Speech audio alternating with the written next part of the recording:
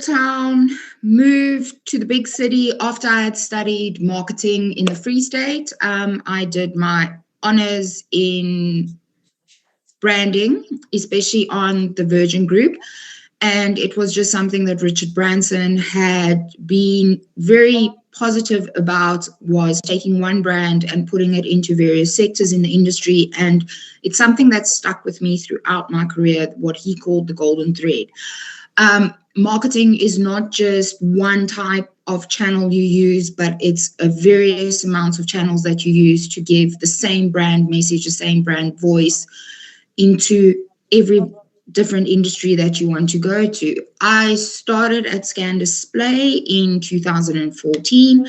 That was a very new position. It wasn't something that they had ever started before, but I was involved in direct marketing. I helped with We Are Africa, which is a tourism company exhibition, as well as for Cape Town Art Fair.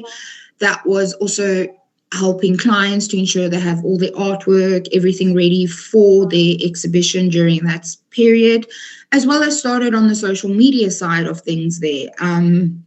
I did a bit of training, learning about social media, because that was not something that was in my textbooks in 2012 when I did my honors and everything.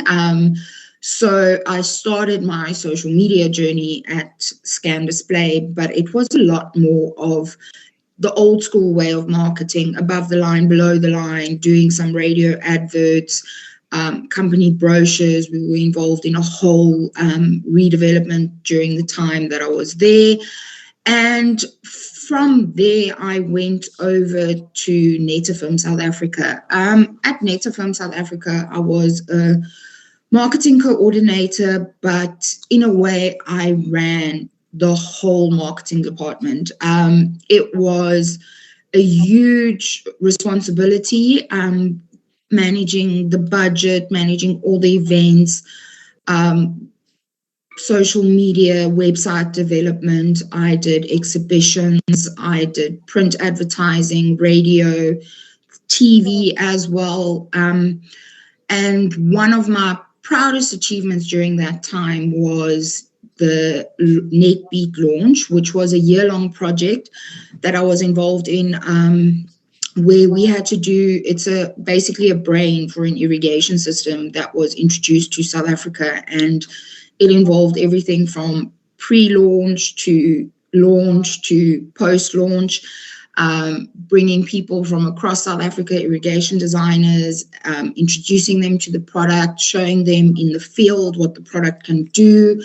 It was having a star-studded cast for the product launch. It involved social media, it involved print. We had to get some of our directors and everything on TV. It was a major, major campaign in my career. That was one of the highlights for me, because it was one of the biggest projects I'd ever undertaken. And to say it was a success is something that I'm extremely proud of. I think another highlight for me during my time at Netafim would also be when Netafim was bought by an international conglomerate, which allowed it to change from a smaller, just focusing on the way marketing is done in South Africa to farmers, but actually bringing in international influence and how you can, use international marketing standards within South Africa and just improve certain things in marketing, which was a great way to learn and, just to see how different markets do different things. It was also a lot of fun to do the brand redevelopment in South Africa, because we had to change the way the brand was used in association with the new major company. We just had to become a little bit more digital and a little bit more technologically advanced as a company. I unfortunately left the company for career betterment before the entire project was finished, but I would say I was involved at least 50% of the project. And it's quite nice to see some of the things that I had started implementing at Netafim during my time there still used on their social media and their advertising today. The Laser Transport Group was a very different position to what it was actually supposed to be. I started there in March 2020, and the world went into something that I had never experienced before called COVID. So for my first 18 months, basically, it was crisis communication. That was something that became quite relevant into the social media side of things, because the only platform that the brands had available to them during this time was Facebook. And because that was the way of communicating with clients, it kind of became a little bit of my niche. And I started understanding the world of social media more because I was working on it daily and like just interacting with the community in general. Even though I was doing a lot of crisis communication side of things, I was still running the redevelopment of 2 websites that we decided to do as projects while COVID was happening, just to, when COVID was finished, the websites would be ready to launch. During that time, it was my content ideas. I had to rewrite the content for the websites, find the image, source the images, ensure that the back end, everything was working. And when the websites went live was when they asked me to become their contractor on a social media basis, because I was already understanding the new look and feel of the websites.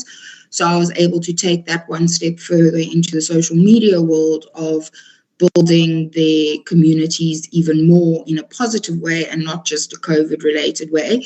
So for the last 3 years, I have focused on getting the social media up to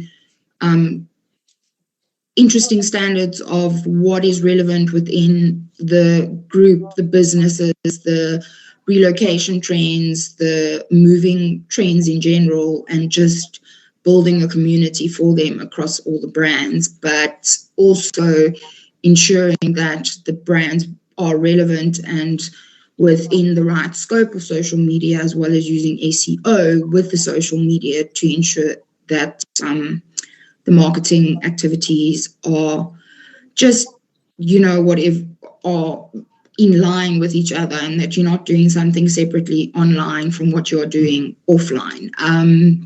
I think, understanding SEO placement, SEO analytics, how the digital world all talks to each other also makes you more powerful in marketing, because you know how to talk to your people, as well as when you spend a lot of time on social media and in the digital world, you understand your consumers a little bit more, because you actually start thinking as your consumers.